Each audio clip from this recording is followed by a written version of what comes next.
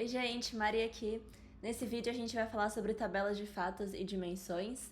Quando a gente trabalha com Business Intelligence, análise de dados, esses nossos dados que costumam estar em tabelas podem ter diferentes formas e tipos de contribuição para a nossa base de dados ali. E essas tabelas que contêm os nossos dados, todos os nossos records do que a gente tem, podem ser distintas em podem ser separadas em dois grupos, que é tabelas de fatos e tabelas de dimensões. E agora eu vou explicar a diferença entre elas para vocês. Então, vou começar falando sobre as tabelas de fatos.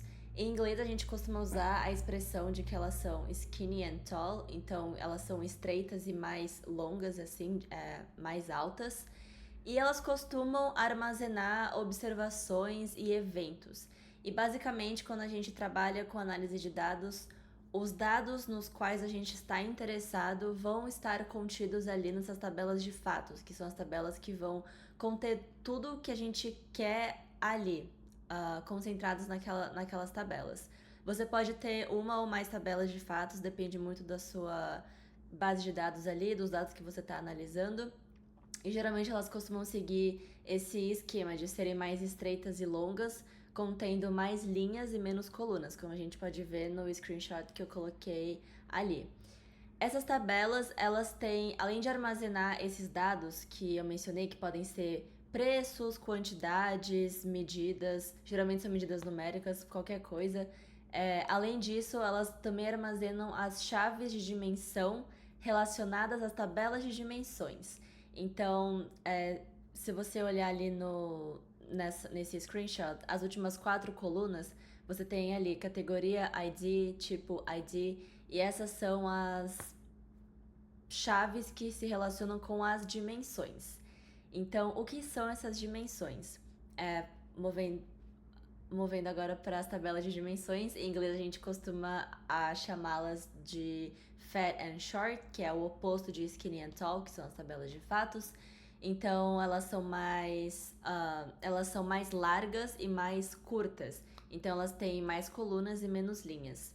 Nesses exemplos que eu coloquei ali, aqui a gente não tem tanta coluna, são geralmente 2 ou 3, mas é o padrão que elas seguem, elas são bem menores. Se você comparar com a foto de cima, que é a tabela de fato, você pode perceber que elas são bem mais resumidas e contêm menos informação, porque elas são apenas dimensões, ou seja, elas armazenam os atributos.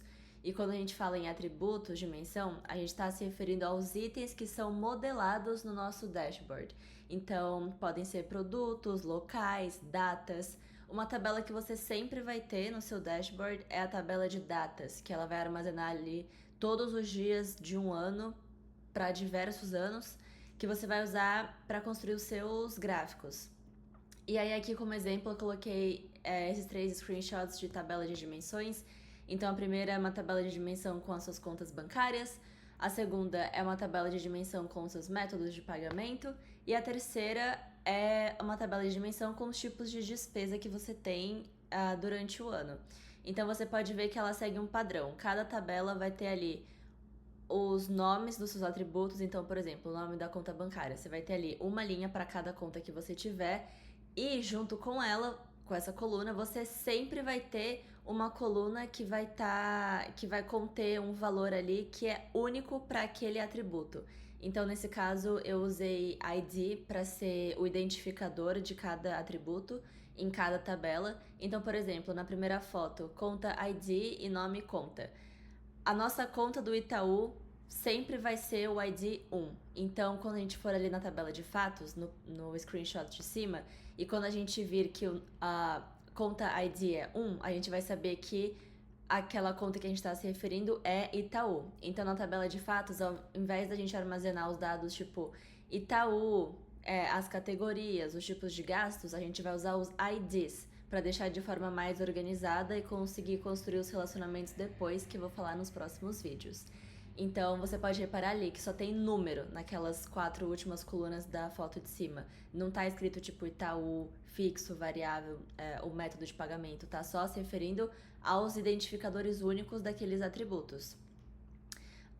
Então, como eu falei, essas tabelas de dimensões, elas contêm as colunas descritivas para para esses atributos. E eu vou falar no próximo vídeo sobre primary e foreign keys, mas só para vocês saberem, quando a gente fala ali conta ID, método ID, tipo ID, essas são as primary keys de cada atributo, porque são as chaves primárias, são os identificadores únicos daquelas dimensões. E quando a gente vê essas colunas de ID na tabela de fatos, na foto de cima, ali elas se chamam foreign keys, porque foreign é estrangeiro, né? Então pensa que as dimensões dessas tabelas estão ali sendo referidas como estrangeiras, elas não pertencem ali, elas estão sendo apenas referenced ali na tabela de fatos, então elas são foreign, são estrangeiras. E então na tabela de dimensão com esse ID ou key, você vai ter a sua primary key junto com a sua coluna descritiva desse atributo. Então, nos próximos vídeos eu vou falar sobre aprofundamento. Ai, como é que fala isso em português? Aprofundamente? Bom, então no próximo vídeo de... Calma. Corta esta parte. Tá no próximo vídeo, primary. Tá.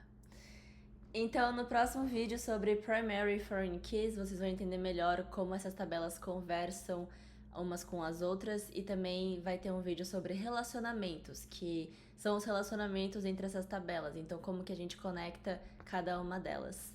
E para esse vídeo é só. Obrigada!